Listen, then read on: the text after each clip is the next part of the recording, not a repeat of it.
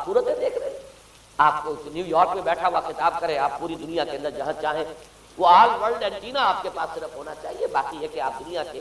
کسی بھی گوشے میں بیٹھے ہوئے کسی شخص کا خطاب یہ وہ سن سکتے ہیں. تو معلوم یہ ہوا کہ در حقیقت یہ جو دجالی فتنہ ہے،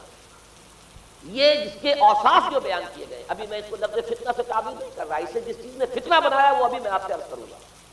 لیکن یہ جتنے اوصاف حدیث میں آئے، جتنی صفات بیان ہوئی،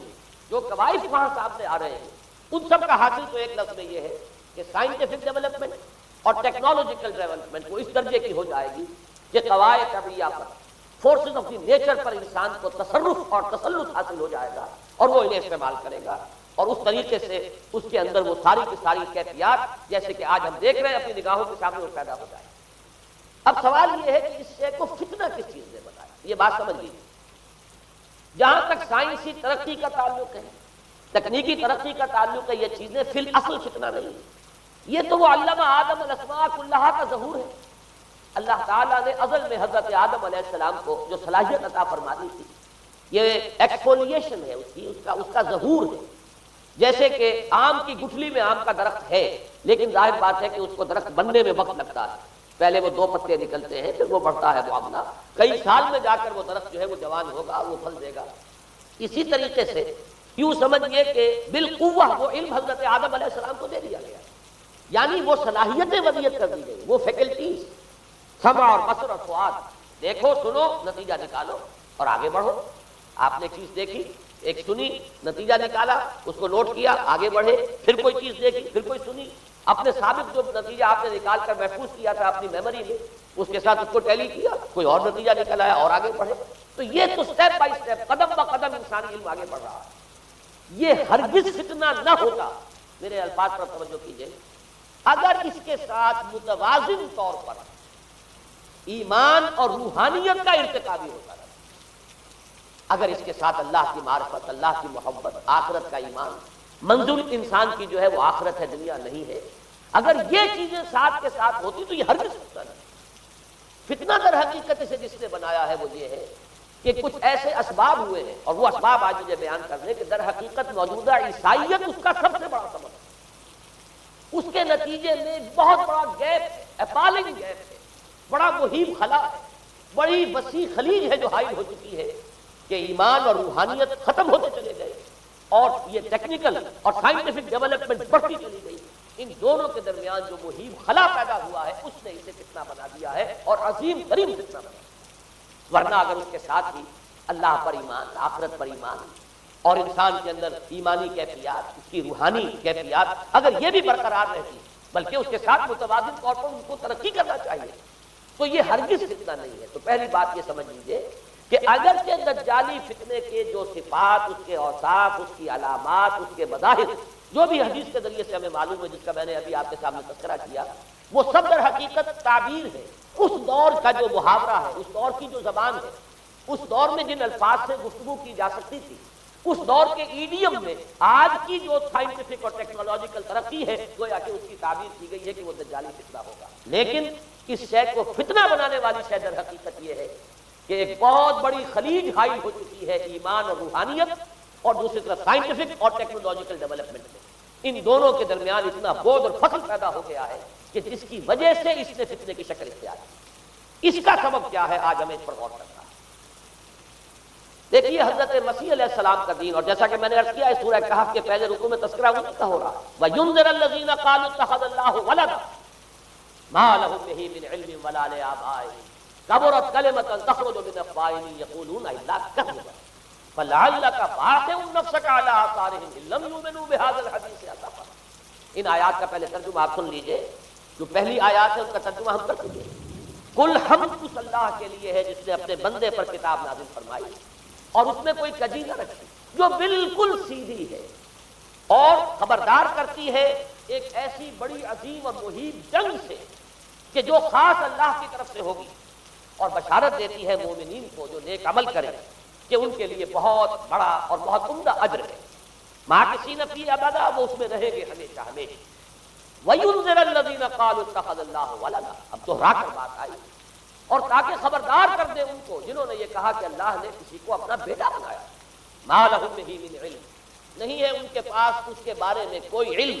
ولا لآبائہم، نہ ان کے آباء و اجداد کے پاس کوئی علم تھا، کوئی عقلی دلیل نہیں، کوئی اللہ کی اتاری ہوئی کسی کتاب میں، اللہ کے اتارے ہوئے کسی صحیفے میں اس کے لیے سند نہیں۔ ولا لآبائہم کبرت کلمۃ تخرج من افواہہم، بہت بڑی بات ہے کہ جو نکل رہی ہے ان کے منہوں سے، ان یقولون الا کذبا، نہیں بول رہے یہ، نہیں کہہ رہے یہ مگر جھوٹ۔ فلعلک باخع نفسک علی آثارہم، تو اے نبی صلی اللہ علیہ وسلم شاید کہ آپ اپنے آپ کو ہلاک کر لیں ان کے آثار پر۔ یہ آثار کے لفظ کو میں ابھی جو کٹو رکھ رہا ہوں، بعد میں اس کی وضاحت کروں گا۔ ان لم یؤمنوا بهذا الحدیث اسفا، اگر یہ لوگ ایمان نہ لائے اس حدیث پر، یہ حدیث قرآن،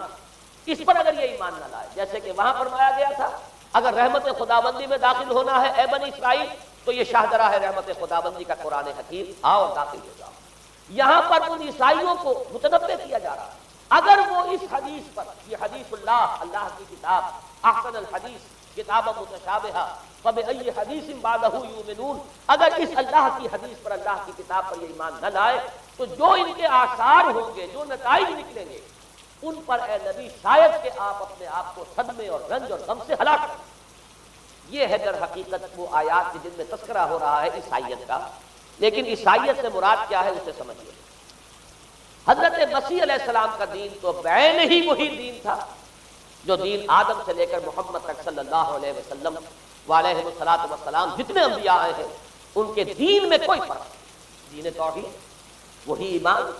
البتہ شرائع کے اندر شریعتوں میں کچھ تفصیلی احکام میں فرق ہوا ہے، شریعت موسوی اور شریعت محمدی میں اللہ صاحب الصلوۃ والسلام تھوڑا فرق ہے، دین ایک ہی ہے۔ شرع لکم من الدین ما وصی بہ نوحا والذی اوحینا الیک وما وصینا بہ ابراہیم وموسیٰ وعیسیٰ، دین میں تو ہم نے وہی شے تمہارے لیے بھی معین کی ہے مسلمانوں کہ جس کی کہ ہم نے نوح کو وصیت کی تھی اور جس کی کہ ابراہیم کو اور موسیٰ کو اور عیسیٰ کو وصیت کی، دین ایک، ان الدین عند اللہ الاسلام۔ تو دین مسیحی بھی وہی تھا بعین ہی جو دین محمدی ہے اور دین موسوی صلی اللہ علیہ وسلم علیہ الصلوۃ والسلام۔ البتہ حادثہ جو نہایت عظیم پیش آیا ہے اور وہ یہ ہے کہ ساؤل اس کا نام تھا پہلے، جس نے کہ اپنی زندگی میں حضرت مسیح علیہ السلام جب تک موجود تھے دنیا میں شدید انہیں تکلیفیں پہنچائیں، شدید ایذائیں پہنچائیں، ان کی مخالفت پر کمر بستہ رہا، لیکن اس کے بعد جب انہیں اٹھا لیا گیا، یا عیسائیوں کے عقیدے کے مطابق وہ سولی دیے گئے، اور اس کے بعد ان کا عقیدہ بھی یہ ہے کہ سولی پانے کے بعد پھر وہ زندہ ہو کر آسمان پر چلے گئے، جبکہ ہم یہ سمجھتے ہیں اور ہمارا ایمان ہے کہ انہیں سولی دی نہیں گئی بلکہ انہیں تو پہلے ہی اٹھا لیا گیا تھا، ان کی جگہ کوئی اور ہے۔ انجیل برنباس نے یہ بات بالکل واضح کر دی کہ در حقیقت وہی حواریین میں سے جس نے کہ غداری کی تھی اور پکڑوایا تھا، مخبری کی تھی، وہی ہے جس کی شکل بنا دی گئی تھی حضرت مسیح علیہ السلام کے جیسی مانند، اور وہ شخص ہے کہ جو سولی چڑھا۔ بہرحال عیسائیت اس وقت جو اس کا عقیدہ ہے اور جو ہمارا عقیدہ اور ایمان ہے، ان دونوں کی روح سے حضرت مسیح علیہ السلام آسمان پر اٹھا لیا۔ اس کے بعد اس نے دین مسیحی میں نقب لگانے کے لیے، جو دین مسیح اصل دین اسلام تھا،